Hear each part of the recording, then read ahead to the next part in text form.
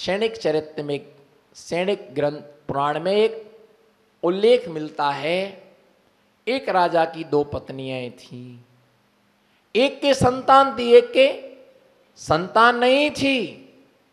उसके संतान ना होने के कारण से, उसके संतान ना होने के कारण से वो उससे देश भाव रखती थी। अब अचानक क्या हुआ कि राजा की मृत्यु हो गई। अब राजा की जब मृत्यु हो गई, मृत्यु हो जाने के बाद में बेटा एक और रानियां दोनों लड़ने लगी, बेटा मेरा है, बेटा मेरा है, बेटा मेरा है।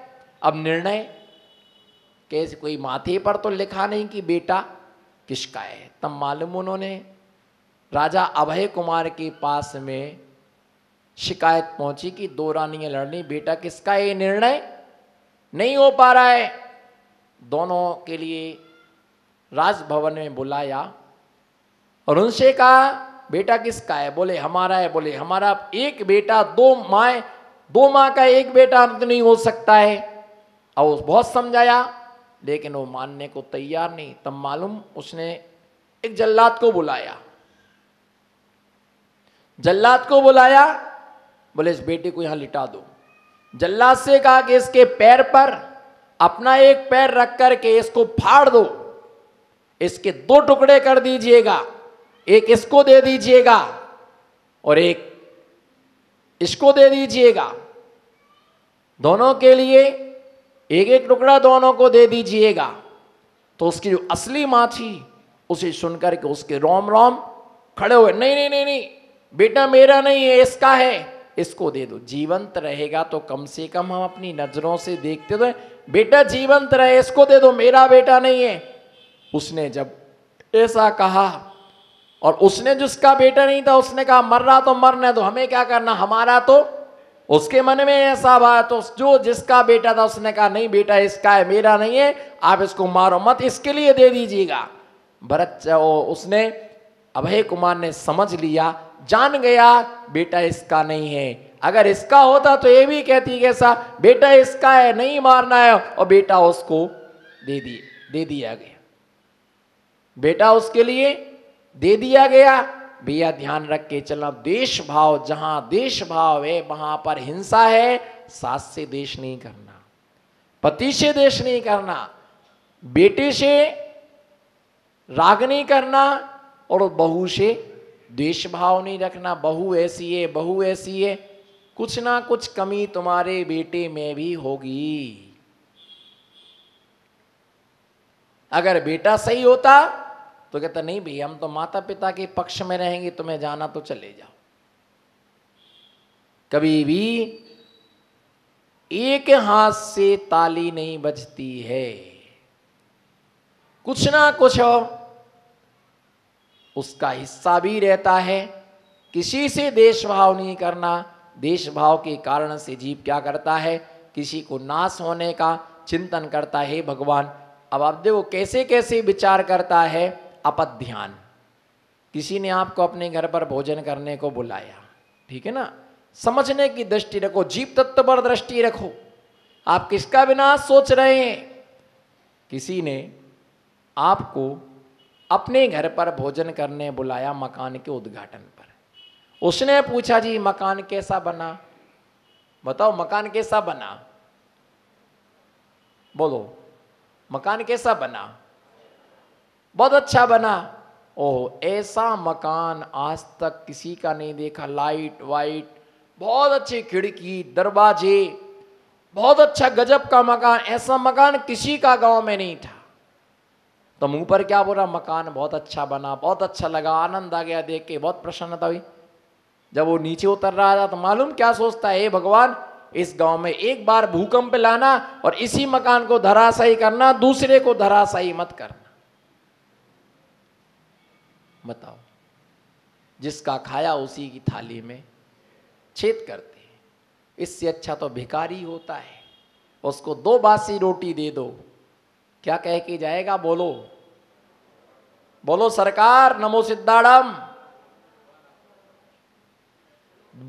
भिखारी को दो बासी रोटी दे दीजिएगा, वो क्या कहेगा, भगवान आपका, जोर से बोलो भगवान आपका, आपके बाल बच्चे खुश रहें, आपकी दुकान बहुत अच्छी चले, आप हमेशा खुश, उसको 2 बासी रोटी दी, वो तुम्हें इतनी सारी खुशियां दे के गया, तो तुमने अपने रिश्तेदार को 56 प्रकार के व्यंजन खिलाए और वो क्या सोच रहा, कितना पैसा बढ़ गया, कितना पैसा बढ़ गया, कितने मलाइयाँ, गुलछर्रे उड़ रहे, रसगुल्ला, नुक्ती, कहीं चोरी की हुई, कहीं डाका।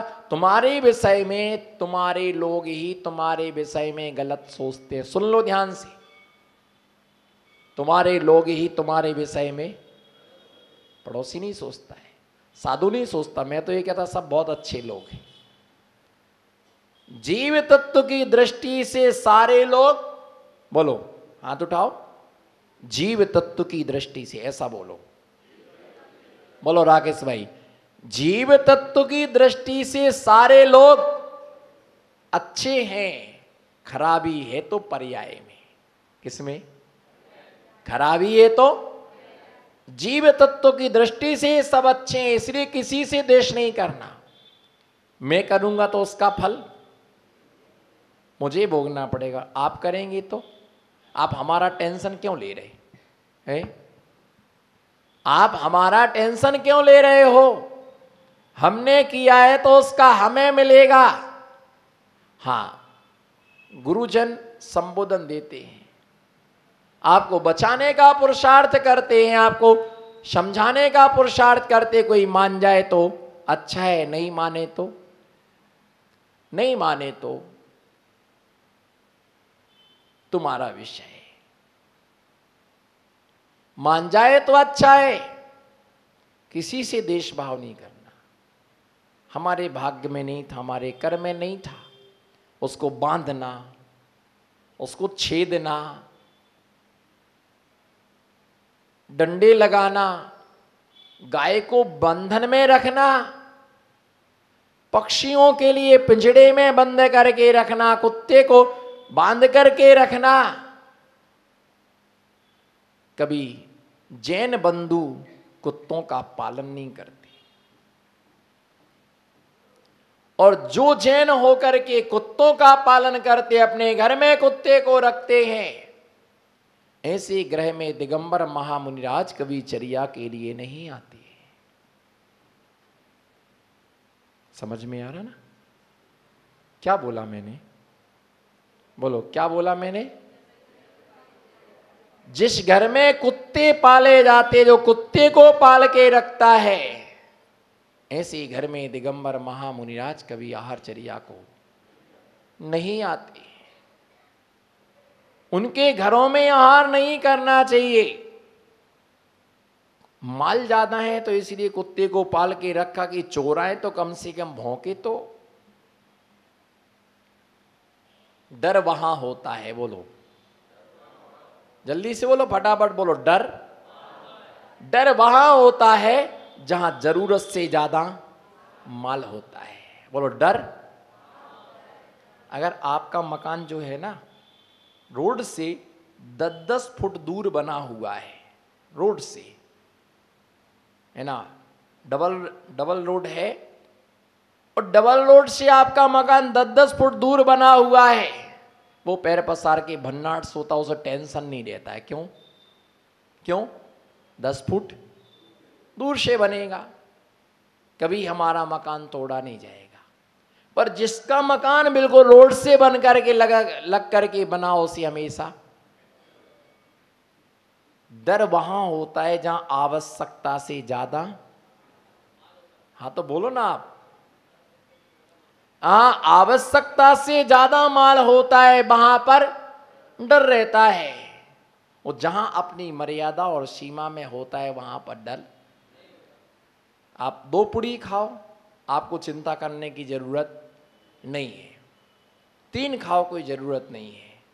आप 100 ग्राम पकोड़े खाओ, कोई डर नहीं है। और 100 से ज्यादा खाओगे तो बोलते रहे, अरे यार रहने दो, नुकसान करेंगी, पेट दर्द करेगा। क्यों? 2 खाए तब क्यों नहीं कहा? बोलो अंकुर भाई, 2 खाए तब क्यों नहीं कहा? 2 खाने से पेट दर्द नहीं होता है। पर पत्नी बोली थोड़ा कम खाओ, ज्यादा खाओगे तो नुकसान करेगा, कम चलोगे तो थकोगे नहीं। मान लो एक टाइम में 10, 11, 12 किलोमीटर चलने की कैपेसिटी होती है, फिर शाम को इतना ही चल लेते हैं। जब 12 से ज़्यादा होता है तो फिर तकलीफ होती है। आप कितने किलो का वजन लेके चल सकते हो? ये भगवान, संकट आ गया।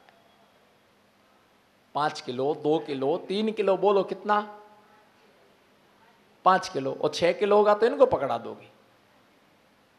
5 किलो वजन लेकर के अपनी इच्छा से 5 किलो का वजन लेके चल सकते हैं, और 10 किलो हो जाए तो, 20 किलो हो जाए तो नहीं चल सकते हो। जरूरत से ज्यादा जहां होता है, जरूरत से ज्यादा परिग्रह जहां होता है, डर वहां होता है। अपनी मर्यादा में रह करके काम करो ना। आप देखो, आप दुकान पर बैठना, कोई आइटम आप 100 रुपये में लाए, समझना आप 100 रुपये में लाए, अगर वो आपने 120 रुपये में बेच दिया तो आपके मन में कुछ नहीं आएगा। इतना तो आपका हक बनता है, हम 100 रुपये में लाए तो 20 रुपये तो कम से कम प्रॉफिट लेंगे। अगर 140 रुपये में वो बेचा तो थोड़ा सा मन में, भले ही आपको लाभ हो गया, पर मन में लगेगा कि मैंने इससे ज्यादा ले लिया। वो अगर उसको 200 रुपये में बेचो तो भले ही मन में कि 200 रुपये में बेच दिया, पर मन में लगता है कि मैंने बहुत गलत किया। अगर 300 में बेचो, 400 में, 500 में, 600 में, तुम्हारा मन तुम्हें कहीं ना कहीं खाएगा और तुम्हें कहीं ना कहीं डर लगेगा, मैंने गलत काम किया है, मुझे ऐसा नहीं करना चाहिए। तुम्हारा मन गवाही नहीं देगा। जहां जरूरत से ज्यादा परिग्रह होता है वहां पर डर लगता है, और मर्यादा में हो तो, अगर किसी के पास में सिर्फ 2 जोड़ी कपड़े पहनने को प्लास्टिक की माला डली हो, उससे बोलो जंगल में सो जाओ, वो सो जाएगा। जिसके गले में सोने की चेन हो, 10,000 रुपये जेब में हो, फिर और ज्यादा पैसा हो तो फिर, और ज्यादा हो तो फिर वो 6 बजे तो अंदर लॉक करके जेल खाने में बंद, बाहर का लॉक, फिर उसका लॉक, फिर उसका लॉक, फिर उसका लॉक। वो कांच वाला रहता है दरवाजे में, नहीं दिख रहा मुझे, दिख रहा अश्विन काका दिख रहे मुझे, हाँ बहुत सारे लोग दिख रहे हैं हमको तो, किस किस के, हाँ अजित भाऊ भी दिख रहे हैं मुझे, बहुत सारे, हाँ बहुत सारे लोग दिख रहे हैं। तो कांच में से बाहर वाले को अंदर का कुछ भी नहीं दिखता है। मने खबर छे, बद्दू खबर छे मने, बाहर वाले को अंदर का कुछ भी नहीं दिखता है, पर बाहर वाले को अंदर का, अंदर वाले को बाहर का सब कुछ दिखता है कि कहां क्या है, कहां कौन है, पहचान में आता है वो। जरूरत से ज्यादा होने पर डर और क्या होता है, भय होता है। मर्यादा में रहने पर नहीं, तो इस प्रकार से बांधे जाना, काटना है ना, राग के कारण से पर स्त्री आदि का चिंतन करने को अपध्यान नाम का अनर्थ दंड कहा। कौन सा? कौन सा? पर स्त्री आदि का चिंतन करना, किसके कारण से? राग भाव के कारण से। अगर तन से किसी स्त्री का चिंतन करोगे तो जेल जाना पड़ेगा। इस भाव का फल बता रहा मैं, जेल जाना पड़ेगा। और मन से अगर उसका चिंतन करोगे तो नरक में जाना पड़ेगा। इसलिए किंचित मात्र भी चिंतन नहीं करना। इनके चिंतन करने मात्र से सब कुछ समाप्त हो जाता। धर्म घोष नाम के मुनिराज थे, उन्हें एक स्त्री आहार दे रही थी, गरुण दत्ता नाम की स्त्री आहार दे रही थी। तो जैसी आहार दे, एक दाना नीचे गिर गया। मुनिराज की दृष्टि दाने पर पड़ी, दाने के साथ साथ उस गरुण दत्ता के अंगूठे पर पड़ी। अंगूठे पर उनकी दृष्टि पड़ने के बाद उन्होंने विचार किया कि जैसा अंगूठा इस स्त्री का है, इसी प्रकार का अंगूठा मेरी लक्ष्मीवती नाम की धर्म पत्नी का ऐसा ही अंगूठा था। इतना उनके मन में विचार आया और उनकी मन गुप्ती नष्ट हो गई। स्त्रियों की संगति से कोई भी गुण नहीं रहता है, सारे गुण नष्ट हो जाते हैं। स्त्रिया चरित्रम पुरुषस्य भाग्यम न जानाति कुतो नरस्य। स्त्रियों का चरित्र और पुरुषों के भाग्य के लिए जगत में कोई जानने वाला नहीं है। कोई नहीं जान सकता है कि स्त्रियों का चरित्र क्या है। ये हमारे विषय में सोचें, पर हम इनके विषय में नहीं सोचते। हम आपके कल्याण के विषय में नहीं सोचते हैं। हम आपके कल्याण के विषय में नहीं सोचते। मैं नहीं सोचता कि इनका कल्याण कैसे होगा। हम तो अपने कल्याण के विषय में सोचते हैं। और आपको कल्याण करना है, बोलो हाँ ना, कुछ तो बोलो। आपको कल्याण करना है तो आप स्वयं सोचो। आपको अपना कल्याण करना है तो आप, बच्चा को जब भूख लगती है तो क्या करता हो? बोल तो पाता नहीं है। छोटा सा बच्चा है, जब उसको भूख लगती तो क्या करता है? वो रोने लगता है। और ये तो अपने काम में मस्त रहती। आजकल की बहुएं लापरवाह हैं, वो ध्यान ही नहीं देती बच्चों की तरफ। वो बच्चा रो रहा, बच्चा रो रहा। अब उसको दूध पिलाना है तो ससुर कैसे कहे कि बहू बच्चे को दूध पिला दो, ऐसा नहीं कहता। तो कहता बहू बेटा को ले लो, बेटा को ले लो। कैसे कहे दूध पे? तो बोलता है इसको गोदी में ले लो, गोदी में ले लो। वो बच्चा रोता है और समझ जाओ कि उसे क्या लगी है? भूख लगी है। बस इसी प्रकार से हम आपके कल्याण के विषय में नहीं सोचते हैं। जब आपको अपना कल्याण करने की भावना जागृत होगी तो आपके मुख से मुनिराज के लिए निकलेगा, हे गुरुवर नमोस्तु नमोस्तु नमोस्तु। आप हमारे पास आए हो, यही आपकी कल्याण की आवाज है। आप चौके में आए, यही कल्याण की आवाज है। आप भैयावृत्ति में आए, आप भैयावृत्ति में आए, यही कल्याण की। आप नहीं आए शांति राखवानो छे। घड़ी मत देखो, शुभ घड़ी देखो। बस छेल्ले बात छे। बोलो ससुर बोलता है बहू बेटा को ले लो, वो रो रहा है ले लो।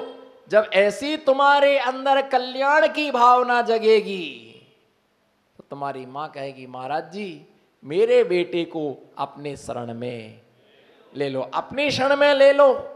और मां जैसे ही बच्चे को लेती है और उसके मुंह में अपने आंचल को देती है तो बच्चा दुग्ध का रसपान करने लगता है, खुश हो जाता है। महाराज मुझे अपनी शरण में ले लो। बोलो मुझे, जोर से बोलो गुरुवर मुझे अपनी शरण में ले लो। और जब मैं आपको अपने शरण में ले लूंगा तो वीर हिमाचल से निकसी, क्या वीर हिमाचल से निकसी गुरु गौतम के मुख कंड भरी है। वीर हिमाचल से जो जिनवाणी का दूध झरा है, वीर हिमाचल का आंचल मैंने आपके लिए दे दिया है। रत्न कंड श्राप का चार का आंचल मैंने आपको दे दिया है। आप उस दुग्ध धारा का पान करते रहो। और दुग्ध धारा, दूध सबसे पौष्टिक आहार होता है। तो जब आपके अंदर से आवाज निकलेगी महाराज हमें शरण में ले लो, और गुरु आपको शरण में ले लेंगे, आपका रुदन क्या हो जाएगा? समाप्त हो जाएगा। पर स्त्री आदि का चिंतन नहीं करना। आवती काले तमे सभ्य राखवानो छे।